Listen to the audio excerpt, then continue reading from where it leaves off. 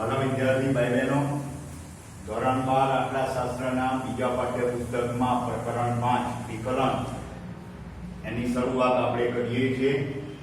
પહેલા ભાગની અંદર આપણે વિકલન એની પ્રસ્તાવના બીજો એનાથી આગળ વિકલન અને વિકલિત એવા અર્થની સમજ મેળવીશું.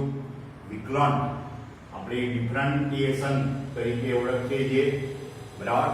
અહીંયા ડિફરન્ટિએશન ઉપરથી ડી નો ઉલ્લેખ સંકેતમાં પણ વારે ઘડીએ તમારે dy/dx અને એવી રીતે એ y નું વિકલન x ની સાપેક્ષમાં વિકલન dy/dx એ રીતે આવશે. એટલે એનું અંગ્રેજી ડિફરન્ટિએશન ઉપરથી ડી સંકેતનો વારે ઘડીએ ઉપયોગ એમાં થશે. હવે સામાન્ય રીતે આપણે શરૂઆત કરીએ તો પ્રસ્તાવના એટલે એમાં જે આપણે અગાઉ જે વિધેય વિશે વાત કરી, 11મા ધોરણમાં પણ વિધેય વાત કરી અને આગળ લક્ષમાં લિમિટની અંદર પણ વિધેયની વાત કરી હતી, બરાબર. ધારો કે આપણી પાસે function of x A x નું વિધેય છે, બરાબર. હવે x ની કિંમતમાં કોઈ ફેરફાર થાય તો fx ની કિંમતમાં પણ ફેરફાર થાય. આ ફેરફાર કેટલો અને કેવી રીતે હોય છે, બરાબર. જેથી x ની કિંમતમાં ફેરફાર થાય તો એ વિધેયનું એટલે કે f of x નું જે ફેરફાર થાય, x માં ફેરફાર થયો તો fx માં પણ ફેરફાર થાય. એ ફેરફાર કેટલો છે અને કેવી રીતે થયો એ આપણે જાણવું હોય તો એનું એ પૃથ્થકરણ કરવું હોય તો વિકલનની રીતે એનું આપણે પૃથ્થકરણ કરી શકીએ છીએ, બરાબર. એટલે આ વિકલનની પદ્ધતિથી આપણે ચલ x ની કિંમતમાં કોઈ ફેરફાર થવાથી એ ચલ x ના વિધેયના મૂલ્યમાં કેવો ફેરફાર થાય છે, એટલે કેવી રીતે અને કેટલો ફેરફાર થાય છે એ આપણે જાણી શકીએ છીએ, બરાબર. બીજું કે કોઈ એક કિંમત જો આ વિધેયમાં કેટલી ઝડપથી ફેરફાર થાય છે એ પણ આપણે આ વિકલનની મદદથી આપણે જાણી શકીએ છીએ. હવે આ જે વિકલન છે એનો ઉપયોગ ખાસ કરી તો ઉત્પાદન છે, પછી ફેરબદલી, ભાવ નિર્ધારણ એની અંદર, પછી સંચાલકીય નિરપેક્ષ ઘટક એ બધાની અંદર એવા પ્રશ્નોની અંદર આ વિકલનનો ઉપયોગ થાય. એટલે બીજી રીતે કહીએ તો વિકલન એટલે ખરેખર શું છે તો નિરપેક્ષ ચલની કિંમતમાં અલ્પ ફેરફાર કરીએ, થોડા અંશે ફેરફાર કરીએ તો સાપેક્ષ ચલની કિંમતમાં શું ફેરફાર થાય એના અભ્યાસ કરવાની રીત એને વિકલન તરીકે ઓળખીએ છીએ. એટલે નિરપેક્ષ ચલની કિંમતમાં અલ્પ ફેરફાર એટલે થોડા ઘણા ફેરફાર કરો, બરાબર.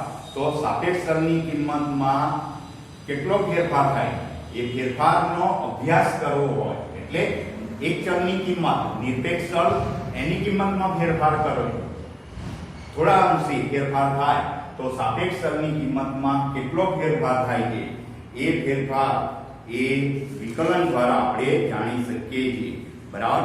એટલે વિકલનની વ્યાખ્યા આ રીતે આપી શકાય કે નિરપેક્ષ ચલની કિંમતમાં કોઈ ફેરફાર થાય અલ્પ પ્રમાણમાં કહો અથવા થોડા અંશે થોડા પ્રમાણમાં ફેરફાર થાય કરવામાં આવે તો સાપેક્ષ ચલની કિંમતમાં જે ફેરફાર થાય છે એ ફેરફારનો અભ્યાસ કરવાની રીત એને વિકલન તરીકે ઓળખવામાં આવે છે, બરાબર.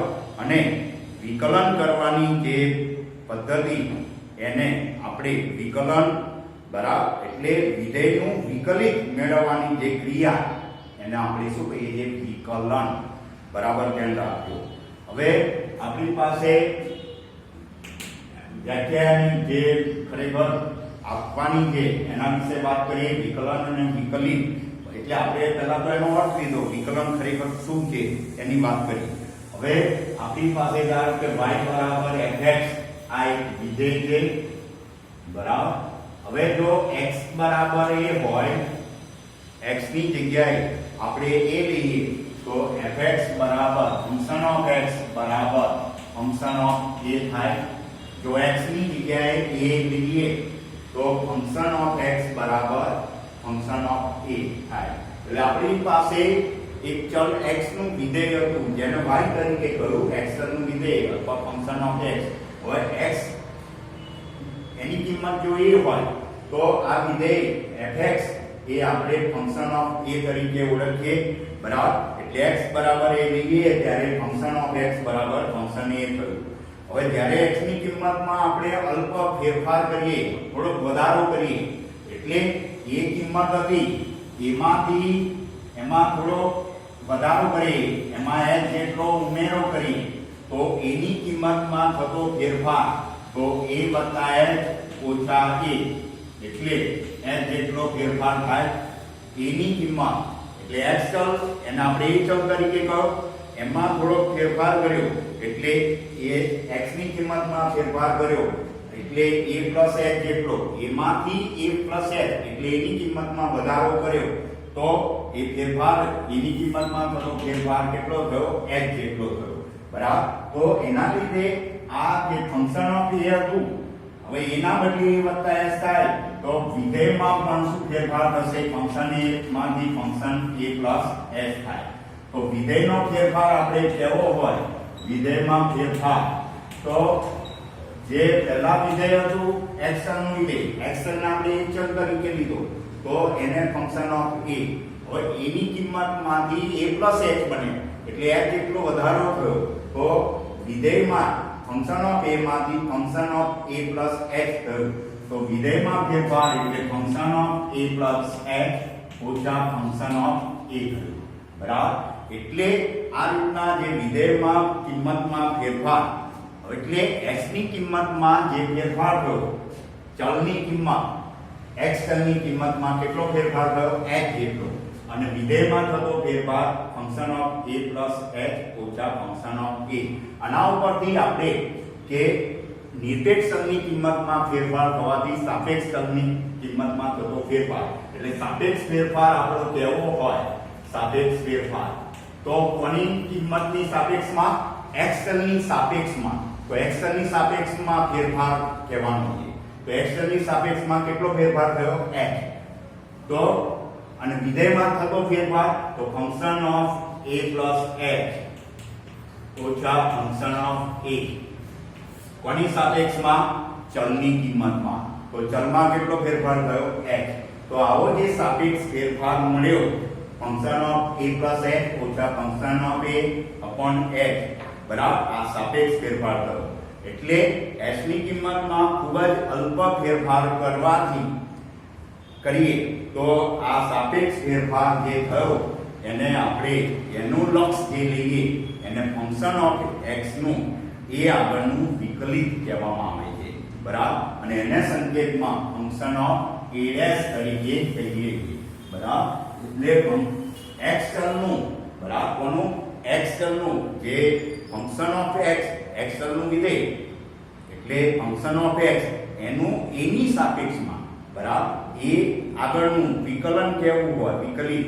તો એ આગળનું વિકલિત તો ફંક્શન ઓફ x નું વિકલિત ફંક્શન ઓફ x ડેશ, બરાબર, અથવા ફંક્શન ઓફ a' તરીકે કહો, ફંક્શન ઓફ a ડેશ તો function of a plus h minus function of a upon h, બરાબર. તો આ રીતે ફંક્શન ઓફ a ડેશ, બરાબર, એ રીતે એના આપણે એનું વિકલન તરીકે ઓળખીએ છીએ. એટલે આ ખાસ પહેલા તો એ યાદ રાખજો, બરાબર. અથવા એ f' તો f' શું છે? તો ફંક્શન ઓફ x નું એ આગળનું વિકલિતની ક્રિયા કરી, અને આ વિકલિતની ક્રિયા કરવાની રીતને આપણે શું કહીએ છીએ? વિકલન. એટલે f', બરાબર, આ વિકલિતની ક્રિયા કરી. શું કર્યું? x ચલનું વિધેય હતું ફંક્શન ઓફ x. x ના બદલે આપણે શું લીધું? a. તો ફંક્શન x ના બદલે ફંક્શન ઓફ a મળ્યું. હવે x ની કિંમત એટલે કે a ની કિંમતમાં h જેટલો ફેરફાર થયો, h જેટલો વધારો થયો તો a plus h મળ્યું. તો a ચલની કિંમતમાં એટલે કે x ચલની કિંમતમાં h જેટલો વધારો થયો, બરાબર. એટલે ચલની કિંમતના સાપેક્ષમાં ફેરફાર એટલે h ની સાપેક્ષમાં આટલો વિધેયનો ફેરફાર થયો. આ સાપેક્ષ ફેરફાર જે થયો એનું જે લક્ષ એને, બરાબર. આ સાપેક્ષ ફેરફારનું લક્ષ એને ફંક્શન ઓફ x નું એ આગળનું, બરાબર, કોનું, આ ફંક્શન ઓફ x નું એ આગળનું આપણે એને શું કહીએ છીએ, વિકલન, બરાબર, એ આગળનું વિકલિત કહીએ છીએ અને એને આપણે f' એ વડે દર્શાવીએ છીએ. હવે ધારો કે આપણી પાસે બીજી એક વ્યાખ્યા એની અંદર તમારે આપેલી છે, એના ઉપરથી વ્યાખ્યા જે વિકલિતની, તો ધારો કે function of a to r, a થી r નું વિધેય છે, એ આપણો શું ગણાશે, પ્રદેશ, r સહપ્રદેશ, r એટલે વાસ્તવિક સંખ્યા ગણ, બરાબર, a થી r નું આપણી પાસે વિધેય છે અને જો પ્રદેશનો સભ્યને એ કહીએ, a belongs to a, એટલે a એક પ્રદેશ તરીકે અને r એ સહપ્રદેશ. સહપ્રદેશ અહીંયા વાસ્તવિક સંખ્યા ગણ r છે, ધ્યાન રાખજો. એટલે ફંક્શન a થી r નું એક વિધેય છે અને એમાંનો એક ઘટક a લઈએ છીએ, a belongs to a, બરાબર, અને આ જે પ્રદેશ છે એ વિવૃત અંતરાલ, બરાબર, r ગણનો કોઈ વિવૃત અંતરાલ હોય એટલે એ શું છે, r નો વિવૃત અંતરાલ છે, વિવૃત અંતરાલ નો કોઈ ઘટક છે. એટલે પ્રદેશના જે સભ્યો છે એ r ગણના વિવૃત અંતરાલ, r ગણ એટલે પૂર્ણાંક, અપૂર્ણાંક, સમય, અસમય, આ બધી સંખ્યાઓ જે છે એને r ગણ, અને એ r ગણનું અંતરાલ જે છે વિવૃત અંતરાલ, બરાબર, શબ્દ ધ્યાન રાખજો, આગળ લક્ષમાં આપણે વાત કરી છે વિવૃત અંતરાલ, એટલે r ના બધી જ કિંમતો નહીં પણ r ની કિંમતોના, બરાબર, છેડાની કિંમતનો મધ્ય ભાગ આપણે વિવૃતમાં લેતા હતા, એટલે r ના વિવૃત અંતરાલનો કોઈ એક ઘટક એ શું છે, r નો વિવૃત અંતરાલ છે, બરાબર, એ એટલે પ્રદેશ એ r નો વિવૃત અંતરાલ આપણને કહ્યો છે.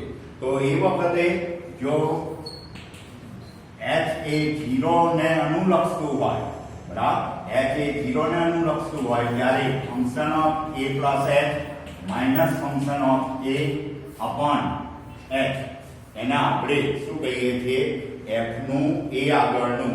એટલે આપણી પાસે લિમિટ h to 0 એટલે h એ 0 ને અનુલક્ષતો હોય અને function of a plus h minus function of a upon h નું આપણને અસ્તિત્વ હોય તો આ લક્ષને, બરાબર, શું કહીશું, વિધેય f નું a આગળનું વિકલન તરીકે ઓળખીશું. એટલે f' a તરીકે આપણે એને ઓળખીશું, બરાબર. એટલે આ વિકલન ફળ તરીકે પણ ઓળખાય, વિકલન ફળ એને આપણે ડેરિવેટિવ તરીકે પણ ઓળખીએ છીએ, બરાબર. એટલે વિકલિત કહો અથવા તો વિકલન ફળ. તો જ્યારે જ્યારે a થી r નું વિધેય હોય, જો એની વ્યાખ્યા વિકલિત અથવા વિકલન ફળ, તો function a to r, a થી r નું વિધેય હોય, બરાબર, એમાં a નો ઘટક હોય એટલે પ્રદેશનો એક ઘટક a લીધો અને આ જે પ્રદેશ a એ r નો વિવૃત અંતરાલ સ્વરૂપે હોય ત્યારે લિમિટ એટલે કે h એ 0 ને અનુલક્ષતો હોય અને f a વત્તા f ઓછા function of a upon h નું અસ્તિત્વ ધરાવતું હોય તો આનું લક્ષ જે મળે એને વિધેયનું a આગળનું વિકલન ફળ તરીકે આપણે કહીએ છીએ. એટલે વિધેય નું a આગળનું વિકલન ફળ, બરાબર, અને વિકલિત શોધવાની જે ક્રિયા એને આપણે વિકલન તરીકે ઓળખીએ છીએ. તો આ f' a એનો અર્થ આ રીતે આપણે વાત કરીશું. હવે આ જે ફંક્શન વિધેય કહ્યું એ ફંક્શનના પ્રદેશ ગણનો કોઈ સભ્ય આપણે x લઈએ. હવે સભ્ય x માટે આપણે એનું વિકલનની વાત કરવી હોય તો એના બદલે આપણે શું લખવાનું, x. એટલે આ પ્રદેશ a નો ઘટક એ શું છે, x છે. એટલે ધારો કે અહીંયા a માટે વાત કરી, હવે a belongs to a ના બદલે x belongs to a હોય, a થી r નું વિધેય હોય અને x એ a માં આવેલો હોય એટલે પ્રદેશનો એક ઘટક x લઈએ અને એનું વિકલન ફળ મેળવવું હોય તો f' બરાબર h એ 0 ને અનુલક્ષે છે x વત્તા h ઓછા ફંક્શન ઓફ x છેદમાં h. એટલે આ વિકલનની વ્યાખ્યા અનુસાર તમને એવું કહેશે વિકલન મેળવો, વ્યાખ્યા અનુસાર વિકલન ફળ મેળવો એટલે વિકલિત અને વિકલિતનું જે ફળ એને બરાબર વિકલન તરીકે આપણે ઓળખ્યું. તો એ વિકલન મેળવવા માટે x ચલનું વિકલન મેળવવાનું છે તો એને f'(x) બરાબર. તો આ રીતે આ સૂત્ર એ વ્યાખ્યાના આધારે આપણે વિકલન મેળવાશે. પણ આ x એ કોનો ઘટક હોવો જોઈએ? જે વિધેય હોય એ વિધેયના પ્રદેશનો ઘટક હોવો જોઈએ. તો આ રીતે આપણે આ ભાગની અંદર આની વ્યાખ્યા અને એનો વાત કરી બરાબર. હવે fx નું વિકલિત બરાબર. હવે y એ x પરનું વિધેય હોય તો એનું વિકલન કેવું હોય બરાબર? તો એને dy/dx તરીકે ઓળખાય. dy/dx બરાબર. એટલે y એ x નું વિધેય હોય તો એનું વિકલન y એ કોનું વિધેય છે? x નું. y એ x નું વિધેય છે વિધેય. ત્યારે y નું વિકલન કરવું હોય, y એ x નું વિધેય હોય અને એનું આપણે વિકલન લેવું હોય તો dy/dx તરીકે એને ઓળખાય બરાબર. એટલે આ y એક વિધેય છે બરાબર. કોનું છે? x નું.